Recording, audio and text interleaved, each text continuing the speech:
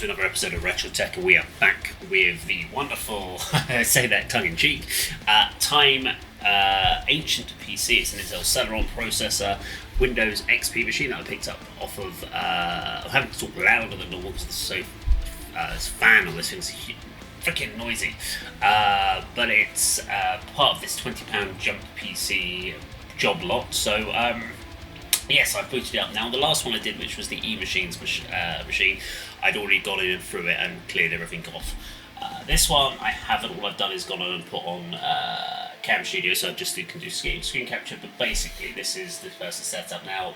There are a couple of personal computer, not like rude or anything, but just like holiday snaps and stuff, so I won't go into those. But generally, this person has 2009 Ultimate Edition of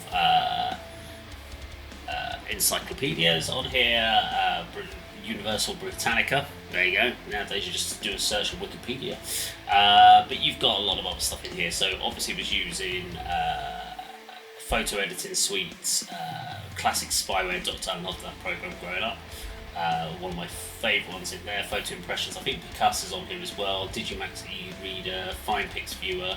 So obviously he liked his photography and liked to do his digital download. This is the area where you did need the specific software for your specific camera, whereas nowadays you can just plug any old USB or SD card into your computer with your pictures on it, and it just copes and manages it all. So I haven't cleared anything off of here. I haven't put any benchmarking on here because I don't think it's going to make it particularly cope. But what we will need to do is we need to install Spec. So I have got my XP disk USB put on here, so we'll throw Spec on here and God, it's slow. Let's get this to run and see what's actually on this particular system.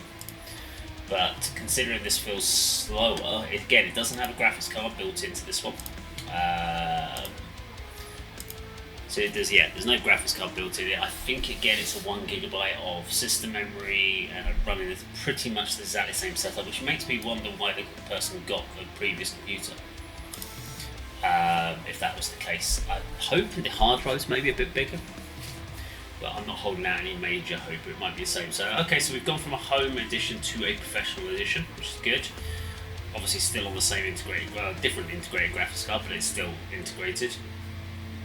Let's have a quick look if it's going to give us any more information.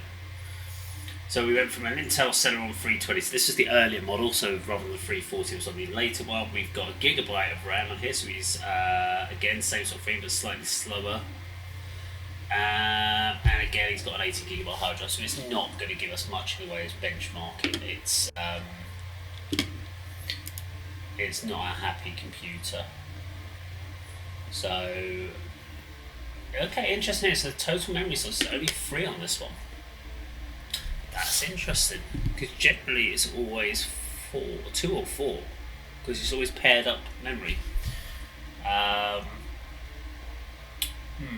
Might be able to boost this a little with, again, it's going to be DDR, it's not DDR2 or DDR3. We've got integrated graphics, CPU, as I said, it's the Intel Celeron, it's the socket 478.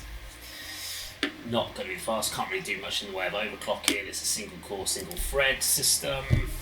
So yeah, not much we're going to be able to do with this until we upgrade. Again, the system upgrades would be the simple ones, which would be max out the amount of available memory, give it itself an SSD for boot up, clear off all the crap on it, and give it a graphics card, and then see if we can actually get this to benchmark and make it play some retro gaming.